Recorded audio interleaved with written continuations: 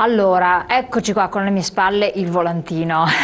Allora, Sì, Maria eccolo là. Pesarello, vediamo di parlare di questa campagna di sensibilizzazione che però al di là della campagna di cui i nostri cittadini sono al corrente, è i contenuti che sono fondamentali, il messaggio che voi state veicolando, ovvero. Ovvero, noi siamo partiti con questa campagna, non è la prima volta, l'abbiamo fatta anche l'anno scorso, controlla la tua pensione, perché ci siamo accorti proprio che per una fascia di pensionati, quelli più fragili, diciamo così, quelli che hanno pensioni fino al limite del trattamento minimo INPS, quindi fino ai 500 euro mensili lordi sì, perché non si paga nemmeno le tasse per quella cifra. Ci sono delle prestazioni aggiuntive che potrebbero essere riconosciute a questi pensionati, ma che vengono date solo a domanda. Quindi se il pensionato non è a conoscenza, non le riceve. Poi fino a 750 euro mensili lordi c'è anche qua il diritto ad avere la 14ª mensilità, che questa invece viene data automaticamente senza bisogno di fare la domanda. Dovrebbe essere data così, ma invece capita troppo spesso che non viene erogata, non si sa per quali motivi, e quindi noi con questa iniziativa andiamo a controllare le pensioni di queste fasce di età per capire se ci sono dei diritti che hanno i pensionati che però non sono riconosciuti nella loro pensione. Per dare un'idea così di quante persone stiamo parlando nel Veneto. Sì. No, infatti io adesso qui proprio mi ero presa d'appunto che ecco, c'è una signora, la signora Giuseppina, la possiamo nominare perché ci ha lasciato il nome, possiamo dirlo, Sì. che diceva che lei non ha mai ricevuto la 14ª e le viene il dubbio di rientrare nelle cifre di cui parlava. Dopo dirò, Esatto, vediamo se rientra. dettaglio, Dobbiamo cambiare certo. mentalità, ricominciare a lottare per i nostri diritti e smetterla di subire passivamente, ognuno ha quello che si merita e noi evidentemente ci meritiamo questo governo. Diamoci una mossa, è troppo facile scappare, poi vedremo Daniele Tronco cosa ne dice perché voi state facendo qualche cosa. Sì. Ecco, diamo proprio diretta in questo. Prima un'idea, no, di quante persone stiamo parlando. Allora in Veneto ci sono poco meno di 1.300.000 pensionati. Di questi circa 300.000 arrivano a 750 euro mensili lordi. E quindi stiamo parlando di un potenziale, insomma, di 300.000 persone, anzi 300.000 persone che in una maniera o in un'altra hanno qualche aggiunta alla pensione, sempre tenendo riferimento ai redditi, perché se poi la persona in questione è sposata bisogna fare riferimento anche al reddito del coniuge. Bravissimo, quindi tornando sulla signora che ha fatto la domanda, capire se è sposata o no. Sì. Sulla signora, allora do intanto una buona notizia per quanto riguarda le donne, perché il provvedimento, la 14ª mensilità, parte dal 2007, è entrata in vigore nel 2008, ma è un provvedimento del governo Prodi del 2007. E è questa aggiunta, questa 14ª, questa somma data alle pensioni che non superano le 750 euro mensili lordi, poi sugli euro bisogna fare i calcoli, all'incirca 750 euro. E per la prima volta è stato detto, siccome questo era considerato e considerato tuttora un risarcimento alla perdita di potere d'acquisto che hanno avuto le pensioni, è dato prima di tutto alle pensioni che sono frutto di contributi versati, quindi non alle pensioni sociali, assegni sociali eccetera, quindi pensioni frutto di contributi. Seconda cosa, si considera solo il reddito del pensionato, ecco che allora si vanno ad agevolare le donne che rimanevano se no escluse dai benefici proprio perché sono loro che hanno i redditi più bassi, dopo darò anche il dato, e venivano escluse proprio perché se tu consideri il reddito coniugale sfori comunque sia i limiti. Quindi se questa signora che ha telefonato ha all'incirca 750 euro mensili lordi di pensione e non ha mai ricevuto la 14ª mensilità, può averla, quindi può venire negli uffici dello SPI CGIL, noi gli possiamo fare la pratica attraverso il nostro patronato INCA, la pratica di ricostituzione, perché lei possa esigere questo diritto. Sono donna del 52, ho maturato 20 anni di contributi, a che età vado in pensione? Grazie. Con l'età di vecchiaia, ovvero? Quindi la signora la rassicuriamo, comunque sia 20 anni sono sufficienti per andare in pensione. Del 52 adesso io non mi sono portata le tabelle, ma la signora, essendo del 52, ha 63 anni. No, non me la sento di dare la risposta adesso, perché c'è tutta una ma scaletta. Di vecchiaia cosa vuol dire? No, ma sapete, no, 20 anni di contributi versati sono il minimo indispensabile ora per poter accedere alla pensione, quindi la signora ha il diritto. Quando esigerà questo diritto, siccome proprio l'età delle donne è in divenire, nel senso che per le donne dipendenti del settore privato, per le donne dipendenti del settore pubblico vanno già in pensione a 66 anni come gli uomini, con i mesi poi in più della speranza di vita. Per le donne del settore privato siamo in divenire, adesso non avendo la scaletta dietro non posso dirlo alla signora, però può andare in uno qualsiasi dei nostri recapiti o al patronato INCA. Un riferimento. Sì, esatto, se poi la signora magari lascia il suo numero può anche essere contattata per fare la valutazione e il calcolo, comunque ha qualche speranza. Certo che per andare in pensione con 20 anni di contributi è un po' pochino. No, i 20 anni sono il minimo consentito per poter andare in pensione, esatto, fino al 90, 15, sì, precedentemente erano i 15 anni, ma è la situazione di moltissime donne che hanno lavorato un tot di anni, dopodiché magari sono rimaste a casa per o seguire i figli o tantissime volte per seguire il lavoro di cura nei confronti di loro congiunti anziani non autosufficienti che avevano bisogno di essere anche loro accuditi, e quindi hanno il minimo dei contributi versati e poi però ottengono la pensione, adesso purtroppo la ottengono più tardi, e ci convalidano il dato che vi volevo dire, che sulle pensioni fino a 750 euro mensili lordi abbiamo circa 300.000 pensionati che sono in queste condizioni nel Veneto, 3/4 di questi sono donne. Quindi noi aspettiamo moltissime donne sia nelle nostre piazze, dopo dirò meglio, ma anche nei nostri uffici, nei nostri recapiti dello SPI CGIL, perché sono soprattutto loro che sono coinvolte nella nostra campagna, le nostre 100 piazze, che poi ce lo diceva Daniele prima, non sono più 100, sono 150 circa. No, ce lo racconterà bene. Ma a questo proposito, sempre per dare la risposta alle persone che chiamano, un po' con l'ansia, ovviamente con un'ansia comprensibile, che documenti devono portare? Allora, che sembra una stupidaggine. Parto da un presupposto. Allora, per sapere cosa abbiamo nella nostra pensione ci vorrebbe la busta paga del pensionato, no? I lavoratori hanno mensilmente la loro busta paga, a noi l'INPS la busta paga ce la mandava una volta, fino al 2012 ce la mandava una volta all'anno, dal 2013 non ce la manda neanche più quella volta all'anno. Allora la domanda era corretta di chi ci ha scritto. E allora però noi ci siamo attrezzati, abbiamo fatto una convenzione con l'INPS, siamo in grado intanto di prelevare la busta paga del pensionato attraverso la banca dati dell'INPS con l'espresso mandato delle persone che si rivolgono, dei pensionati e delle pensionate che si rivolgono a noi.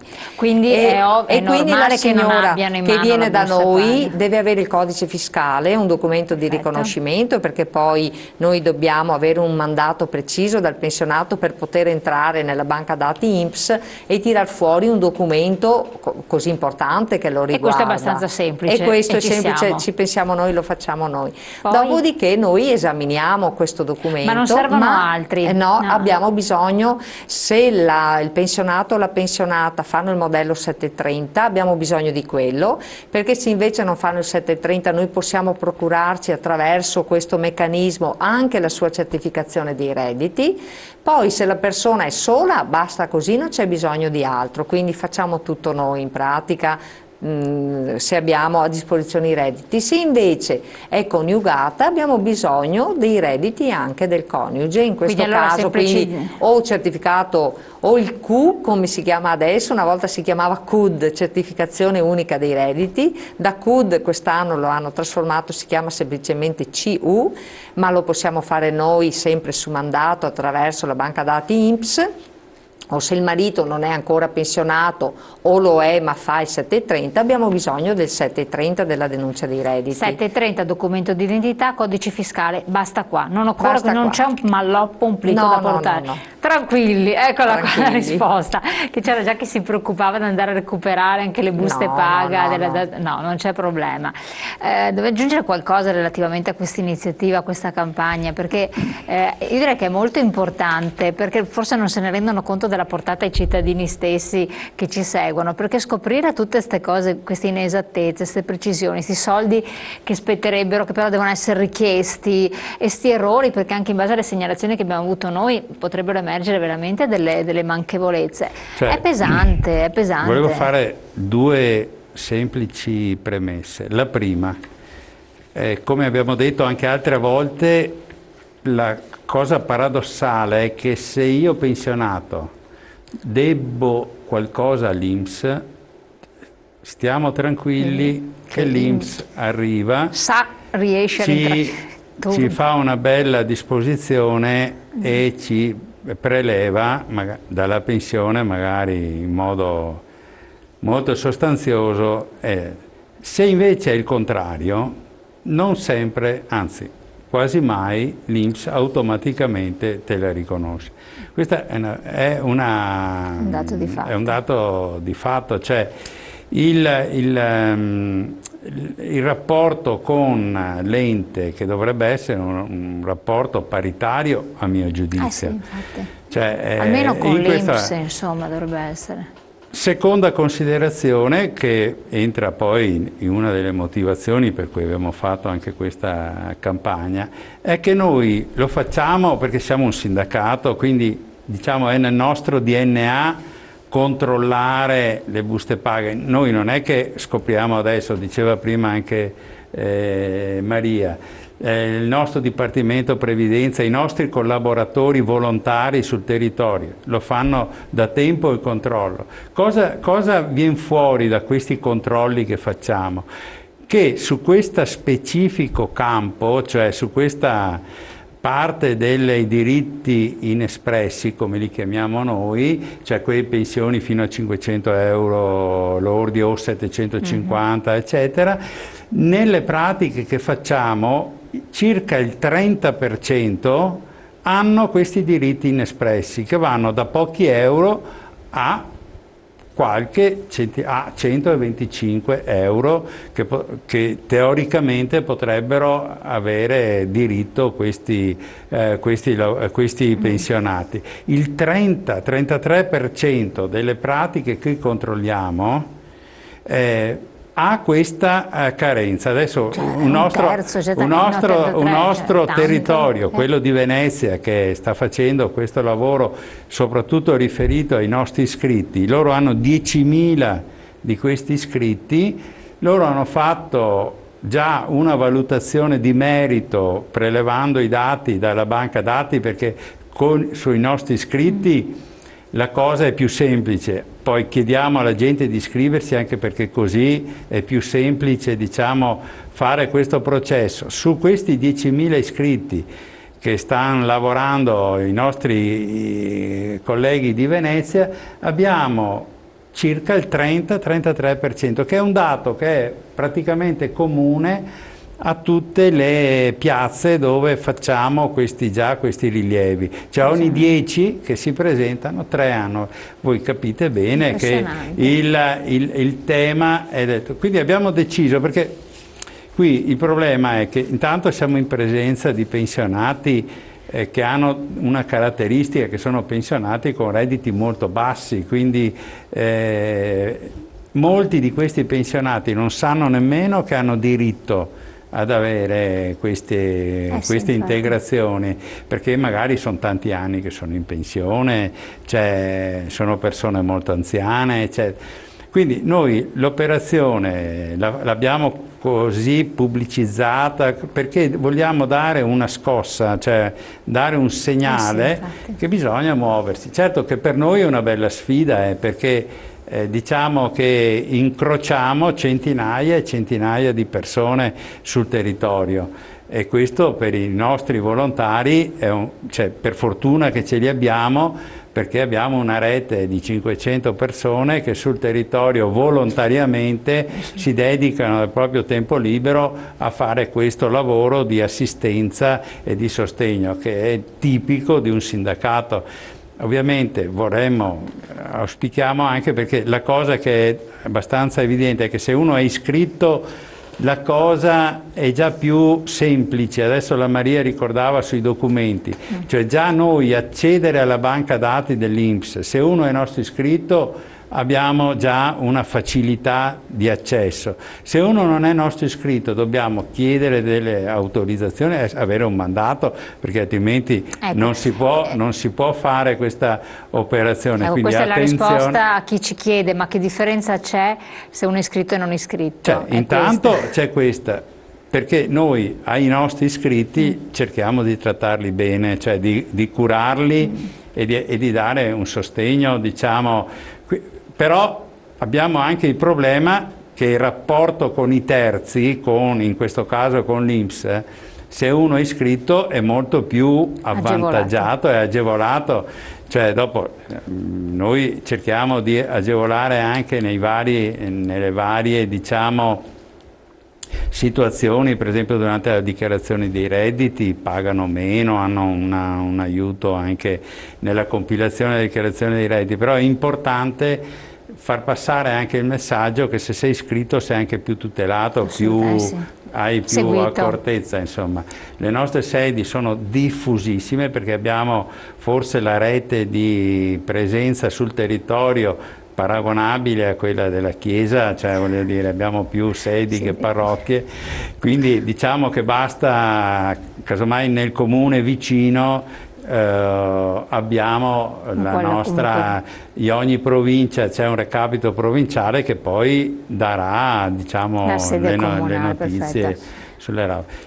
Sì, per le sedi chiedo al regista se gentilmente può mettere quella parte del volantino dove ci sono i numeri di telefono delle sedi provinciali, così i nostri ascoltatori dipende dalla provincia, possono prendere il numero di telefono della provincia in cui abitano. Là, sì, lo chiedo il pezzo di carta, la penna e tutto da scrivere, ci vuole un po' di tempo. Possono prenderlo e magari informarsi, se non lo sanno già, dov'è la sede dello SPI CGIL più vicino alla loro casa. Ecco, esatto, perché è comprensibile a chi ci ha chiamato, che era della provincia di Verona, che andare a Verona può essere disagioso perché magari non ci sono mezzi, però non è che deve andare a Verona, deve andare nella fattispecie perché Venezia, abbiamo tante sedi nel territorio, anche Belluno, certamente in provincia, nei vari comuni. Tra l'altro a Verona abbiamo 17 leghe, ogni lega ha i recapiti comunali, che non sono poi, in molti casi non sono vere e proprie sedi nostre, ma facciamo recapiti che sono nel comune,